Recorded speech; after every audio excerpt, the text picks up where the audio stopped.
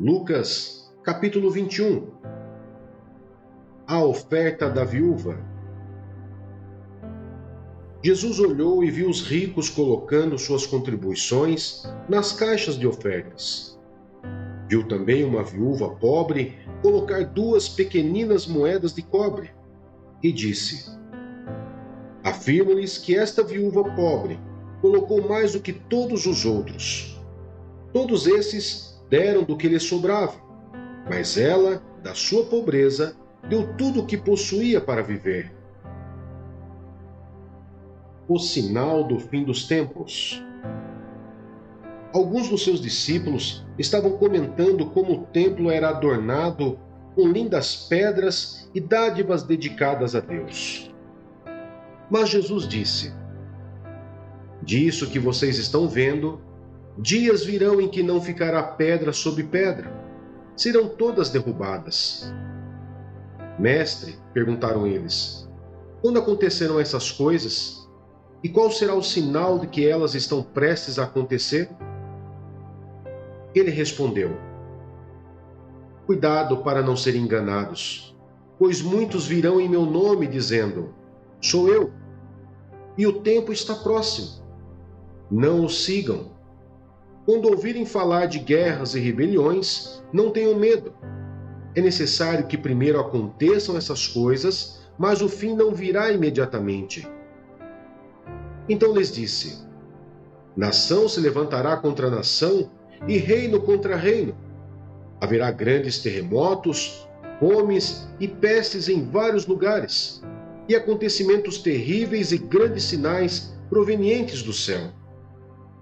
Mas antes de tudo isso, prenderão e perseguirão vocês. Então os entregarão às sinagogas e prisões, e vocês serão levados à presença de reis e governadores, tudo por causa do meu nome. Será para vocês uma oportunidade de dar testemunho, mas convençam-se de uma vez de que não devem preocupar-se com o que dirão para se defender. Pois eu lhes darei palavras e sabedoria a que nenhum dos seus adversários será capaz de resistir ou contradizer. Vocês serão traídos até por pais, irmãos, parentes e amigos, e eles entregarão alguns de vocês à morte. Todos odiarão vocês por causa do meu nome. Contudo, nenhum fio de cabelo da cabeça de vocês se perderá. É perseverando que vocês obterão a vida. Quando virem Jerusalém rodeada de exércitos, vocês saberão que a sua devastação está próxima. Então os que estiverem na Judéia, fujam para os montes. Os que estiverem na cidade, saiam. E os que estiverem no campo, não entrem na cidade. Pois esses são os dias da vingança, em cumprimento de tudo o que foi escrito. Como serão terríveis aqueles dias para as grávidas e para as que estiverem amamentando. Haverá grande aflição na terra e ira contra este povo. Cairão pela espada e serão levados como prisioneiros para todas as nações. Jerusalém será pisada pelos gentios, até que os tempos se cumpram. Haverá sinais no sol, na lua e nas estrelas. Na terra, as nações estarão em angústia e perplexidade, com bramido e agitação do mar. Os homens desmaiarão de terror, apreensivos com o que estará sobrevindo ao mundo, e os poderes celestes serão abalados. Então se verá o Filho do Homem vindo numa nuvem com poder e grande glória. Quando começarem a acontecer essas coisas, levantem-se e ergam a cabeça, porque estará próxima a redenção de vocês. Ele lhes contou esta parábola. Observem a figueira e todas as árvores. Quando elas brotam, vocês mesmos percebem e sabem que o verão está próximo. Assim também, quando virem essas coisas acontecendo, saibam que o reino de Deus está próximo. Eu lhes asseguro que não passará esta geração até que todas essas coisas aconteçam. Os céus e a terra passarão, mas as minhas palavras jamais passarão. Tenham cuidado para não sobrecarregar o coração de vocês de libertinagem, bebedeira e ansiedades da vida, e aquele dia venha sobre vocês inesperadamente. Porque ele virá sobre todos os que vivem na face de toda a terra.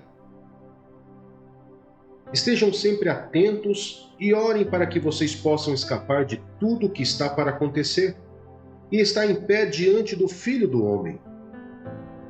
Jesus passava o dia ensinando no templo e, ao entardecer, saía para passar a noite no monte chamado das Oliveiras. Todo o povo ia de manhã cedo ouvi-lo no templo. 2 Coríntios, capítulo 6. Como cooperadores de Deus, insistimos com vocês para não receberem em vão a graça de Deus. Pois ele diz: Eu o ouvi no tempo favorável e o socorri no dia da salvação. Digo-lhes que agora é o tempo favorável. Agora é o dia da salvação. Os sofrimentos de Paulo. Não damos motivo de escândalo a ninguém, em circunstância alguma, para que o nosso ministério não caia em descrédito. Ao contrário, como servos de Deus, recomendamo-nos de todas as formas, em muita perseverança, em sofrimento, privações e tristezas, em açoites, prisões e tumultos, em trabalhos árduos, noites sem dormir e jejuns, em pureza, conhecimento, paciência e bondade, no Espírito Santo e no amor sincero, na palavra da verdade e no poder de Deus, com as armas da justiça, quer de ataque, quer de defesa, por honra e por desonra, por difamação e por boa fama, tidos por enganadores, sendo verdadeiros, como desconhecidos, apesar de bem conhecidos, como morrendo, mas eis que vivemos, espancados, mas não mortos, entristecidos, mas sempre alegres, pobres, mas enriquecendo muitos outros, nada tendo, mas possuindo tudo. Falamos abertamente a vocês, coríntios, e lhes abrimos todo o nosso coração. Não lhes estamos limitando o nosso afeto, mas vocês estão limitando o afeto que têm por nós. Numa justa compensação, falo como a meus filhos, abram também o coração para nós. O problema da associação com os descrentes. Não se ponham em julgo desigual com descrentes, pois o que tem em comum a justiça e a maldade? Ou que comunhão pode ter a luz com as trevas? Que harmonia entre Cristo e Belial? Que há de comum entre o crente e o descrente? Que acordo há entre o templo de Deus e os ídolos? Pois somos santuário do Deus vivo, como disse Deus. Habitarei com eles, e entre eles andarei. Serei o seu Deus, e eles serão o meu povo. Portanto, saiam do meio deles e separem-se, diz o Senhor. Não toquem em coisas impuras, e eu os receberei, e lhes serei pai, e vocês serão meus filhos e minhas filhas, diz o Senhor Todo-Poderoso. Êxodo, capítulo 18. A visita de Jetro. Jetro, sacerdote de Midian e sogro de Moisés, soube de tudo o que Deus tinha feito por Moisés e pelo povo de Israel, como o Senhor havia tirado Israel do Egito. Moisés tinha mandado Zípora, sua mulher, para a casa de seu sogro Jetro, que a recebeu com os seus 2 filhos. Um deles chamava-se Gerson, pois Moisés dissera: tornei-me imigrante em terra estrangeira. E o outro chamava-se Eliezer, pois dissera: o Deus de meu pai foi o meu ajudador, livrou-me da espada do faraó.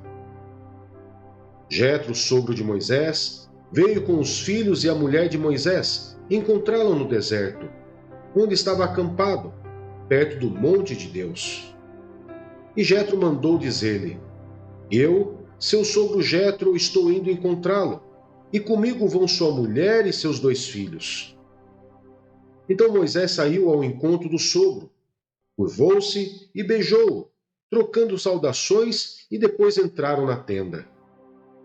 Então Moisés contou ao sogro tudo quanto o Senhor tinha feito ao faraó e aos egípcios por amor a Israel, e também todas as dificuldades que tinham enfrentado pelo caminho e como o Senhor os livrara.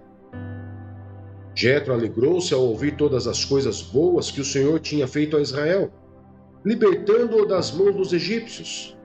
Disse ele: Bendito seja o Senhor que libertou vocês das mãos dos egípcios e do faraó, que livrou o povo das mãos dos egípcios.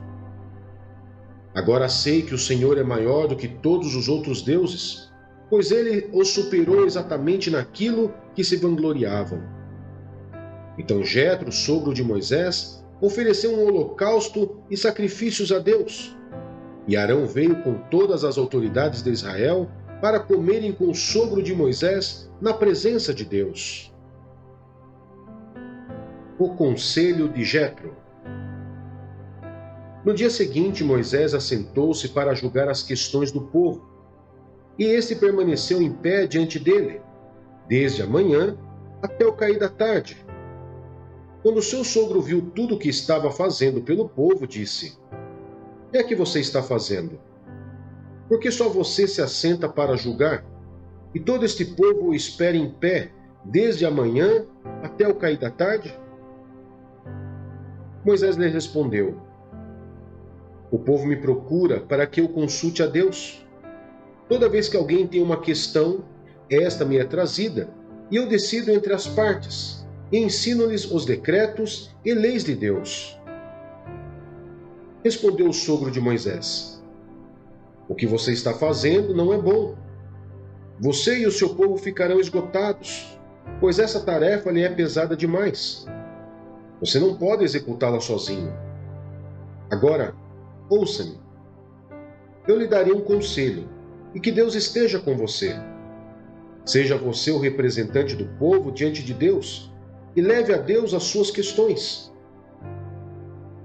Oriente-os quanto aos decretos e leis, mostrando-lhes como devem viver e o que devem fazer. Mas escolha dentre todo o povo homens capazes, tementes a Deus, dignos de confiança e inimigos de ganho desonesto. Estabeleça-os como chefes de 1000, de 100, de 50 e de 10. Eles estarão sempre à disposição do povo para julgar as questões. Trarão a você apenas as questões difíceis. As mais simples decidirão sozinhos. Isso tornará mais leve o seu fardo, porque eles o dividirão com você. Se você assim fizer, e se assim Deus ordenar, você será capaz de suportar as dificuldades e todo este povo voltará para casa satisfeito. Moisés aceitou o conselho do sogro e fez tudo o que ele tinha sugerido. Escolheu homens capazes de todo Israel e colocou-os como líderes do povo, chefes de 1000, de 100, de 50 e de 10. Esses ficaram como juízes permanentes do povo. As questões difíceis levavam a Moisés. As mais simples, porém, eles mesmos resolviam. Então Moisés e seu sogro se despediram, e este voltou para sua terra. Jó, capítulo 36. Disse mais Eliú: Peço-lhe que seja um pouco mais paciente comigo, e lhe mostrarei que se pode dizer mais verdades em defesa de Deus. Vem de longe o meu conhecimento, atribuirei justiça ao meu Criador. Não tenha dúvida, as minhas palavras não são falsas. Quem está com você é a perfeição do conhecimento. Deus é poderoso, mas não despreza os homens. É poderoso e firme em seu propósito. Não poupa a vida dos ímpios, mas garante os direitos dos aflitos. Não tira os seus olhos do justo, ele o coloca nos tronos com os reis e o exalta para sempre. Mas se os homens forem acorrentados, presos firmemente com as cordas da aflição, ele lhes dirá o que fizeram, que pecaram com arrogância. Ele os fará ouvir a correção e lhes ordenará que se arrependam do mal que praticaram. Se lhe obedecerem ou servirem, serão prósperos até o fim dos seus dias e terão contentamento nos anos que lhes restam. Mas se não obedecerem, perecerão à espada e morrerão na ignorância. Os que têm coração ímpio guardam ressentimento, mesmo quando ele os agrilhoa e eles não clamam por socorro. Morrem em plena juventude entre os prostitutos dos santuários. Mas os que sofrem, ele os livra em meio ao sofrimento. Em sua aflição, ele lhes fala. Ele o está atraindo para longe das mandíbulas da aflição, para um lugar amplo e livre, para o conforto da mesa farta e seleta que você terá. Mas agora, parto sobre você o julgamento que cabe aos ímpios. O julgamento e a justiça o pegaram. Cuidado, que ninguém o seduza com riquezas. Não se deixe desviar por suborno, por maior que este seja. Acaso a sua riqueza, ou mesmo todos os seus grandes esforços, dariam a você apoio e alívio da aflição? Não anseie pela noite, quando o povo é tirado dos seus lares. Cuidado, não se volte para a iniquidade, que você parece preferir à aflição. Deus é exaltado em seu poder. Quem é mestre como ele? Quem lhe prescreveu os seus caminhos, ou lhe disse, agiste mal? Lembre-se de exaltar as suas obras, às quais os homens dedicam cânticos de louvor. Toda a humanidade as vê, de lugares distantes os homens as contemplam. Como Deus é grande, ultrapassa o nosso entendimento. Não há como calcular os anos da sua existência. Ele atrai as gotas de água que se dissolvem e descem como chuva para os regatos. As nuvens as despejam em aguaceiros sobre a humanidade. Quem pode entender como ele estende as suas nuvens, como ele troveja desde o seu pavilhão? Observe como ele espalha os seus relâmpagos ao redor, iluminando até as profundezas do mar. É assim que ele governa as nações e lhes fornece grande fartura. Ele enche as mãos de relâmpagos e lhes determina o alvo que deverão atingir.